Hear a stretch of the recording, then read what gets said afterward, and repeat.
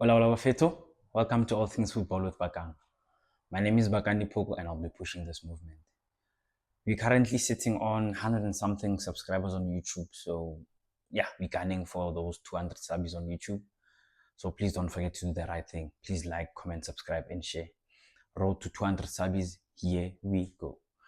We actually have a lot of talking points. So, I think that we should start with the national matters. So, we'll start with the juniors and end up with the seniors. So our under 17s recently won the COSAFA AFCON qualifiers. It took place in Zimbabwe and they have secured a place in next year's under 17 AFCON. A huge shout out to Coach Vela Kumalo and the technical team. Also a huge shout out to the boys. I believe that we finally seeing the work of our development leagues and all the development structures in our country. We know that a huge chunk of the boys who played at the tournament actually play in the GDL, the Gauteng Development League. So we are finally seeing the reward of the work that we put into our development structures. If there's one player that caught my eye, it has to be Mpopo Pomolepo. Wow, what a player! Left-footed.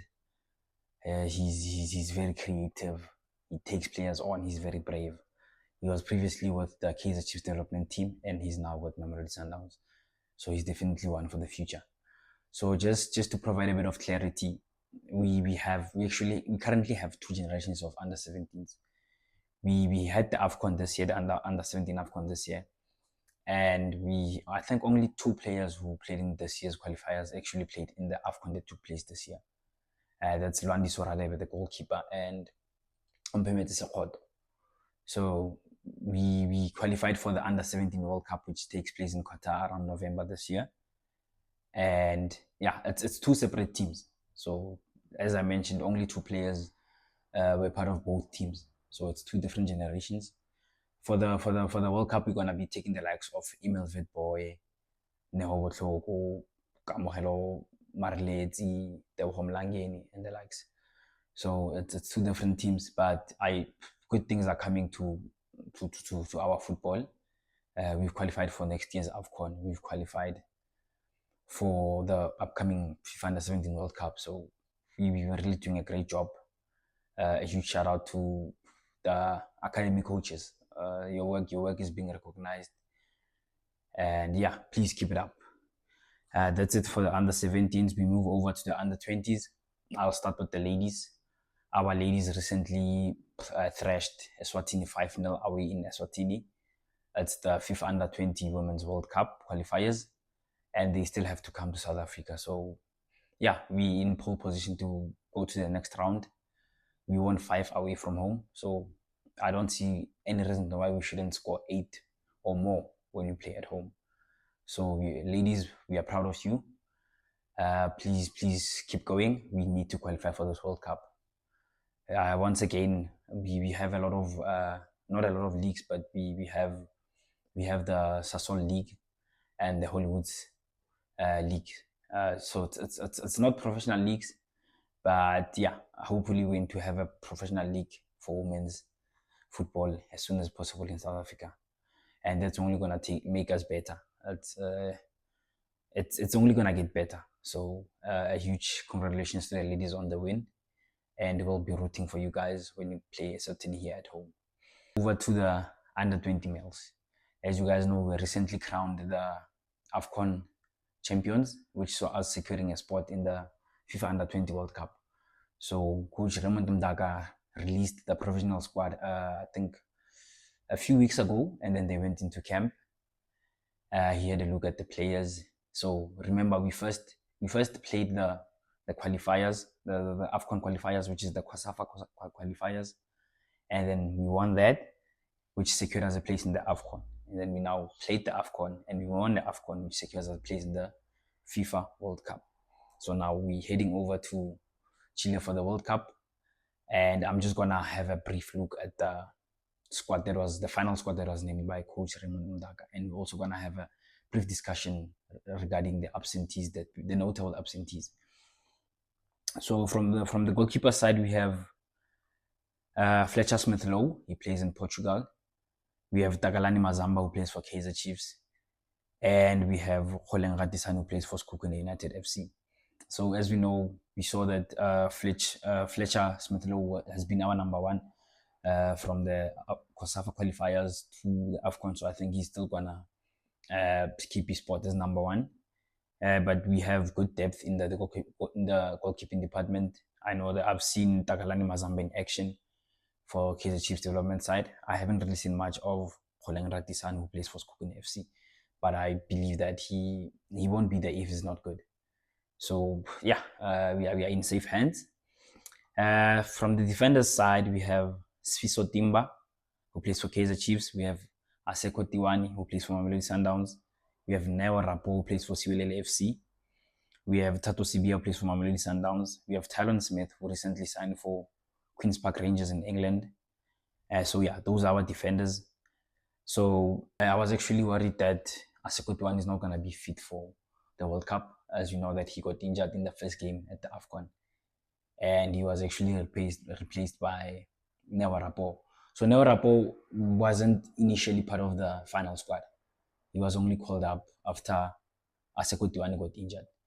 And he actually put in a stellar performance after he got the call up, and now he's been rewarded with a call up to the World Cup. So it actually shows that even if you don't make the final squad, when you get that little opportunity, make use of it, and then the coaches will note that. While we're still discussing the defenders, we know that Mbegezeli TLB Mbogazi is actually eligible to play for this under 20 side.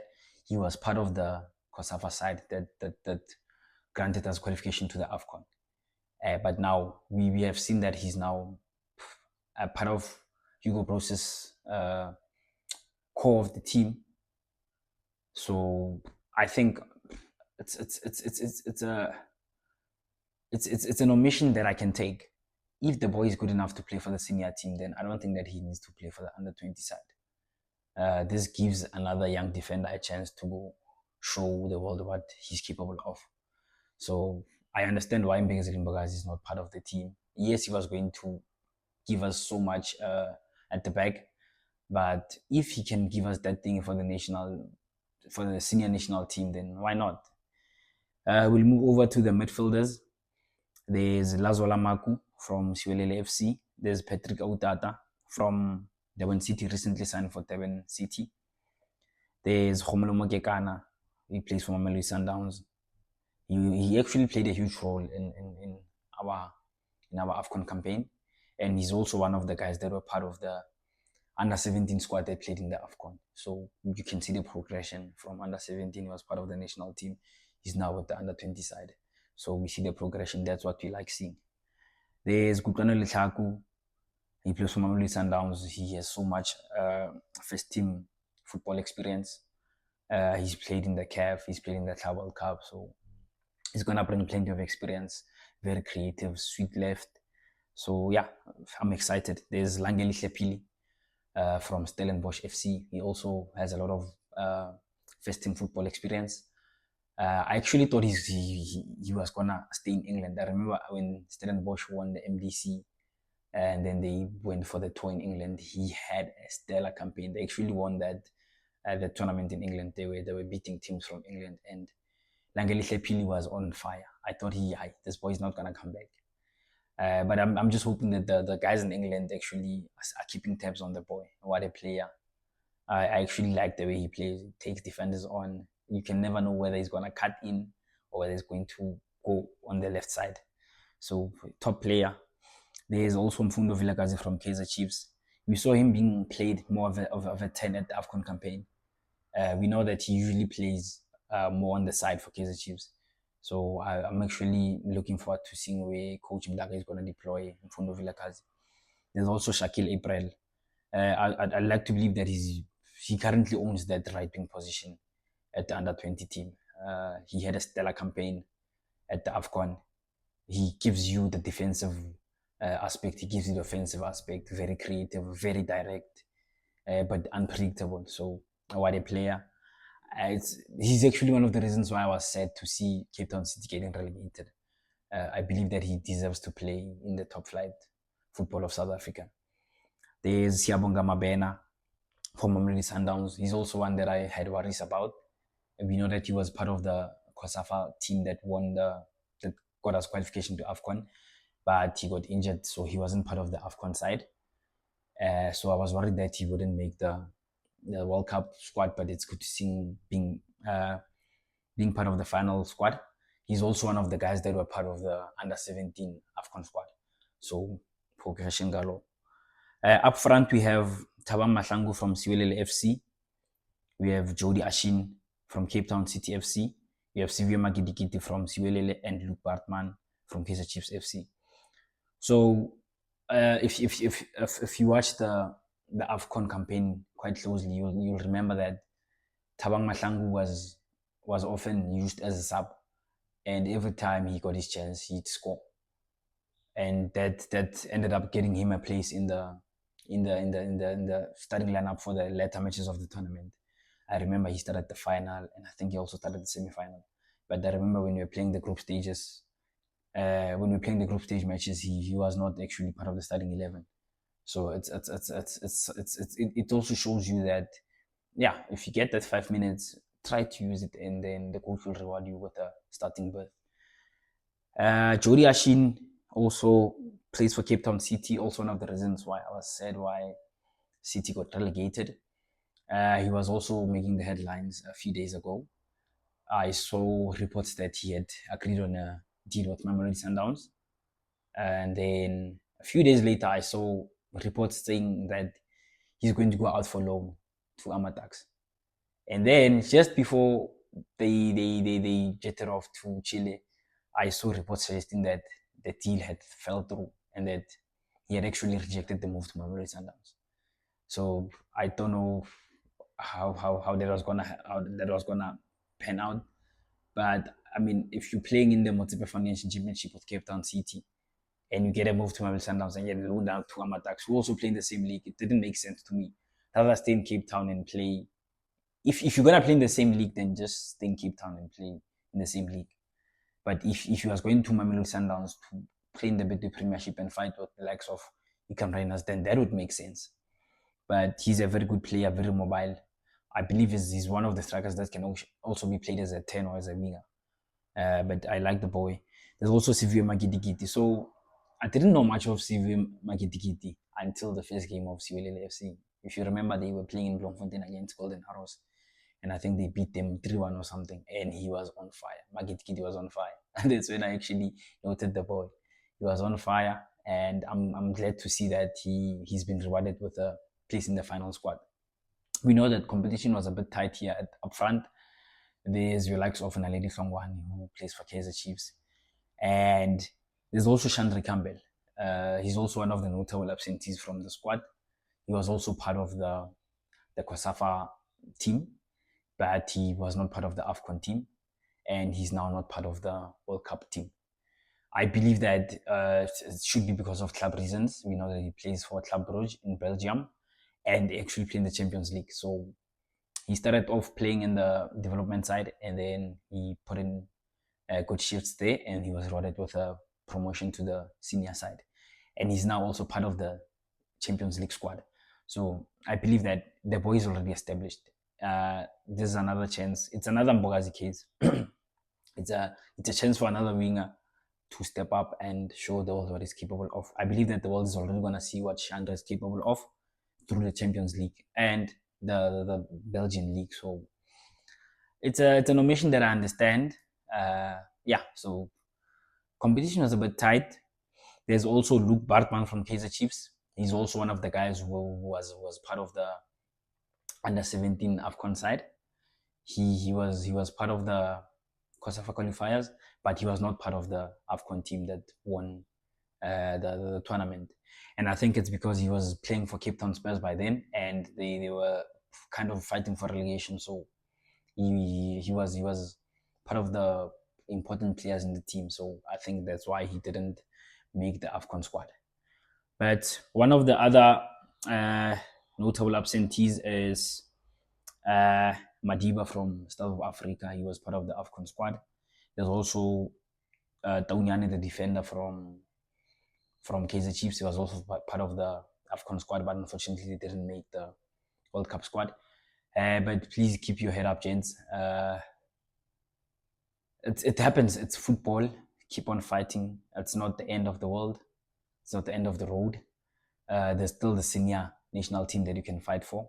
So yeah, let's keep fighting. There's also Faiz Abrahams, who was also cut from the final squad, and he was also part of the AFCON squad. So I know that after the AFCON, he got a loan move to a team in Israel. He was a Stelis player, and I'm not really sure whether he's been playing there or not.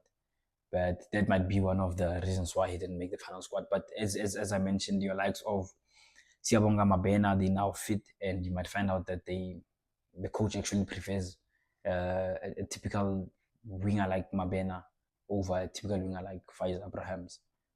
But I hope the guys won't be demotivated and that they'll keep fighting. We'll move over to the senior national team, Bafana. We know that we only left with 2 qualifiers for the World Cup. We are in pole position to qualify for the World Cup, but we just have an issue that's lingering on the side, the Teboho Mokoena issue side. We know that he was not supposed to play against Lesotho as he was suspended, but someone didn't do his job and Teboho Mokoena played. Lesotho didn't lodge the protest within the time frame, but we've been informed that FIFA has started investigating the matter.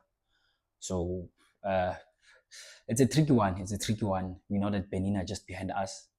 We currently lead them with 3 points. If FIFA decides to take the points from us, then we're going to be level on points, and I think they're going to have a superior goal difference, which is going to see them going to the number one spot. So it's a tricky one. FIFA can resort to deducting 3 points. They can resort to fining the federation. So we'll just wait for the verdict and see where we stand.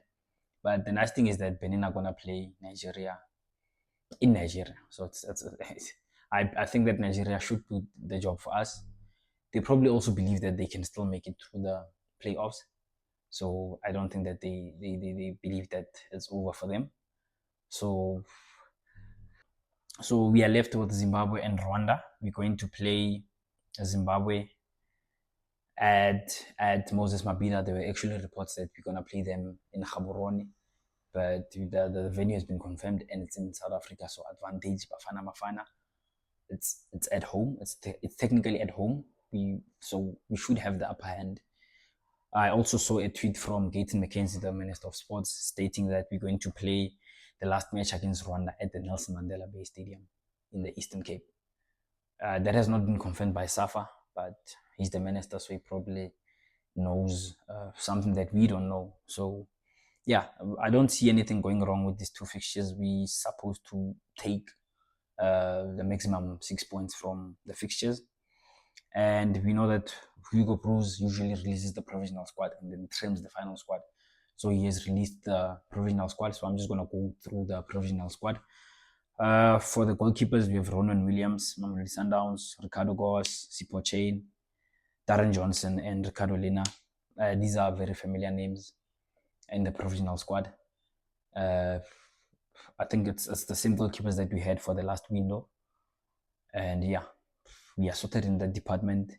From the defenders, we have Kuriso Madau, Zuko Mdunyelwa, both from Mamelodi Sundowns, Thabo Matuludi, Thabiso Monyane, Thabo Moloisane, Kulumani Ndamani, Mbekezeli Mbogazi, Aubrey Modiba, Ima Okon, Samkelo Kabini, Keegan Allen, Violet Lapa, Ngosinathi Sibisi, and Malibongwe Khoza.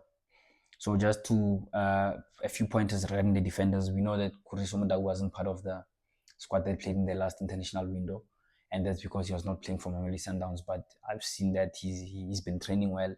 He has played a few matches, so yeah, it's good to see that Kuriso Madau is back. Another notable absentee from the defenders is Nico Mobi.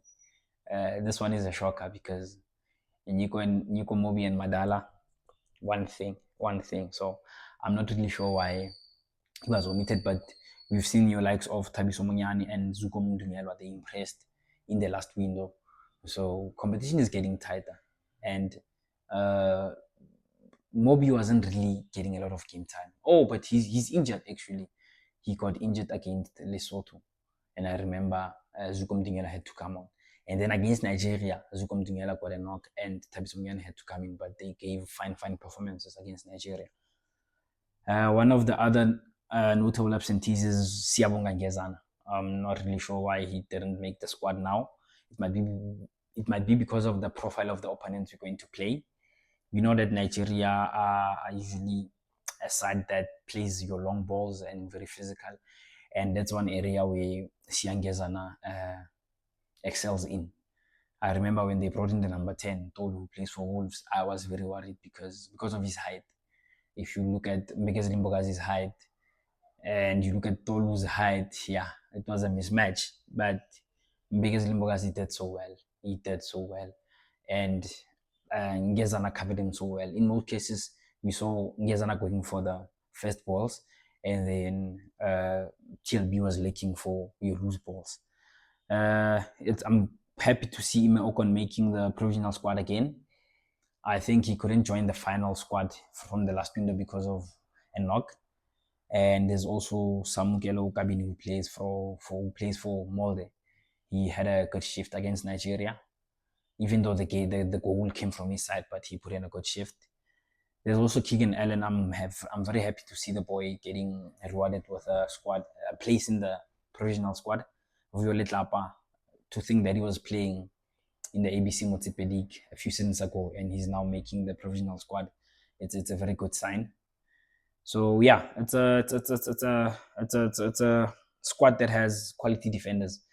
We'll move over to the midfielders. There's Tobo Mokoena, Mamelodi Sundowns, Luke Leroux, Watasu Aubas, Talent Mbata, Special Mkize from Skokune, Ndamulelo Mpangule from Polokwane City, Special Yaya Stole, who plays in Portugal. Good to see the boy back. We know that he's also one of the core players that Madala likes. So I'm very happy to see that he's back. He had an injury. So happy to see that he's making good progress with regards to coming back. There's Jaden Adams, Ozuna Polis, Kamkhelo Sebelebele, Patrick Dito Maswanganye, the midfielders. There's Ikram Reyners, Mamelodi Sundowns, Nduzi Shabalala Kaizer Chiefs, Erlobile Mofokeng, Mohaung Kota, Lyle Foster, Tapelo Morena, Puso Ditejani, TS Galaxy, Bonguku Hlongwane, Minnesota and the USA. He used to be part of the national team a few months ago when we still had the likes of Pesitau in the national team. And I'm glad to see that he's been rewarded with a place in the provisional squad, which surely means that he's been putting up good performances for Minnesota and the USA. There's Tsepang Moremi, Orlando Pirates. There's Mihlali Mayambela, same thing as Hlongwane. He was previously part of the squad and then he was let go, but I see he's back now, so it's a good sign. There's Ashley Cupido from Stellenbosch FC. There's Evidence Ngwanasisi Mahopa, Orlando Pirates. There's Sipombule. There's Keletso Makhala and Devon Titans. I'm glad to see that Keletso Makhala has been rewarded with a place in the provisional squad. It will be a confidence booster, even if he does not make the final squad, but there should be a definite confidence booster for the boy. So yeah, that's it for Bafana. We're gonna move over to the local matters now. We'll start off with the Varsity football update. If you remember this, in the second episode, we had a preview of the 2025 tournament, the Varsity football tournament. We had listed the 8 institutions that took place in this year's tournament, and we're now down to 4. We're now at the semi-final stage. So we have UJ taking on TUT in the first semi-final.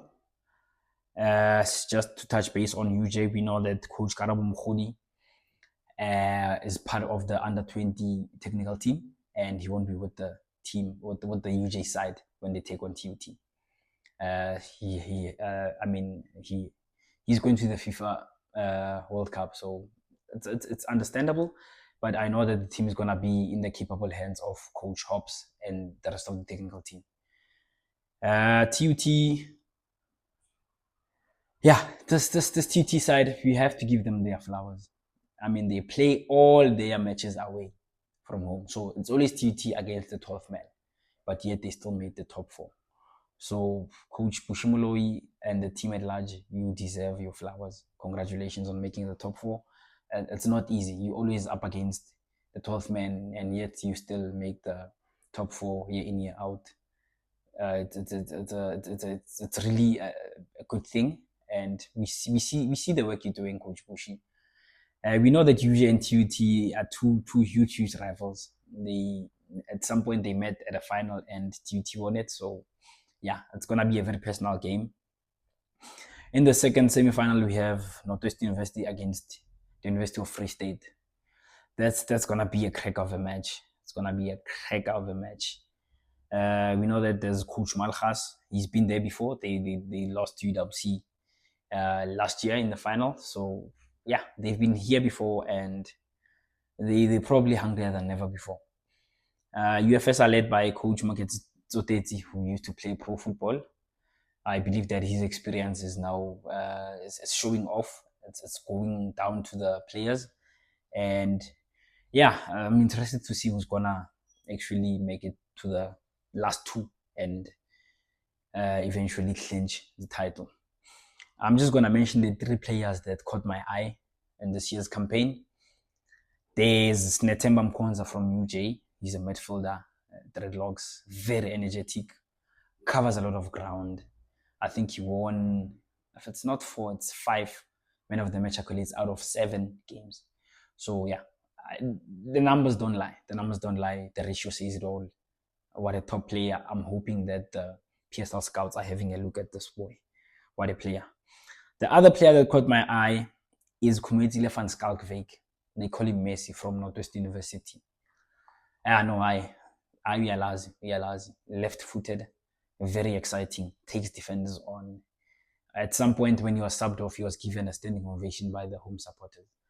That doesn't just happen out of the blue. You have to be special to get such things. And I'm hoping that the PSL scouts are also having a look at this one. The last player that actually caught my eye is Piwayenkosi Rastam Kuno from DUT.